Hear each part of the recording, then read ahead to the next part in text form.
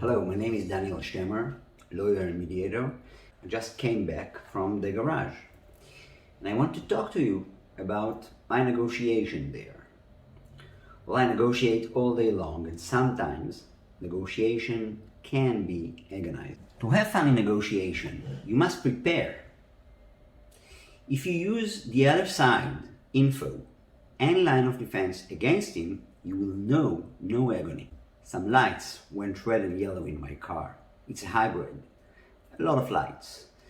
As I'm waiting on my sentence, on what's wrong and how much it would cost to fix the car, the boss in charge says it will be $790 before tax. Well, I'm a negotiator, so I ask. You always need information before you start negotiations, so I ask a question. Tell me, for what? He says, good news, it's only for the regular battery, not the expensive one. So I say, okay, good to know. Thank you. I must go to the restroom, but I will expect a discount when I'm coming back. Why not ask for a discount? If you don't ask, you will not get one. But as I am in the restroom, as a negotiator, I must check the information. So I'm looking how much is a battery in my car, how much does it really cost if I'm not in the repair shop. So I say, and I'm looking at it and I'm seeing that a normal battery in my car could be bought for as low as 390. I'm talking Israeli money, so 790 shekels and 390 shekels, which is almost half the price. Listen, the reason I want a discount, and you always need to give a reason, so I'm saying it's because I had to drive the car here myself.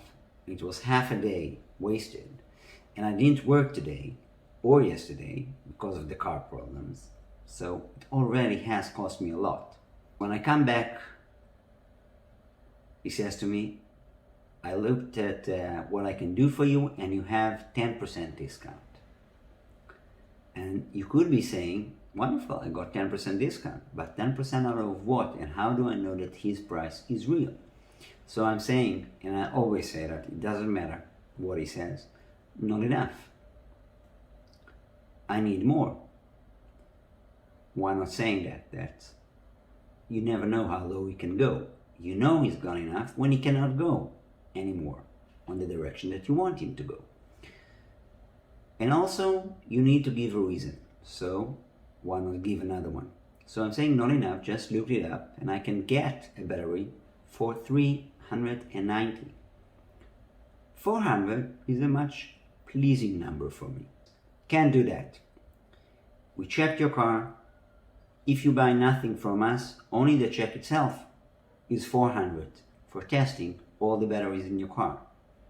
I don't react. If you don't like something in the negotiation that the other side is saying, just ignore it. Don't give it any consideration.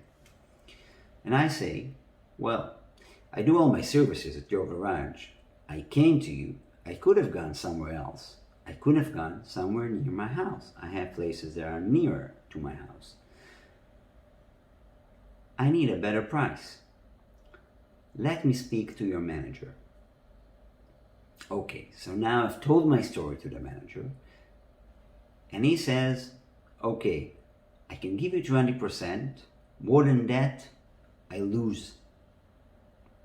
Well, that's a strong argument. I don't want him to lose. Goodness, no. So you use the other side defense and even his words against him. Like in the story of Samuel and Delilah. The biblical account states that Samson had immense power to aid him against enemies and allow him to perform amazing feats, including slaying a lion with his bare hands and massacring an entire army using only the jawbone of a donkey.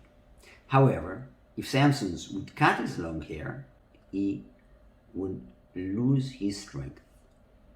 Samson was betrayed by his lover Delilah, that got his secret out of him, enticed and spied on him, ordered a servant to cut his hair while he was sleeping, and turned him over to his enemies, who gouged out his eyes and forced him to rest against one of the supported pillars.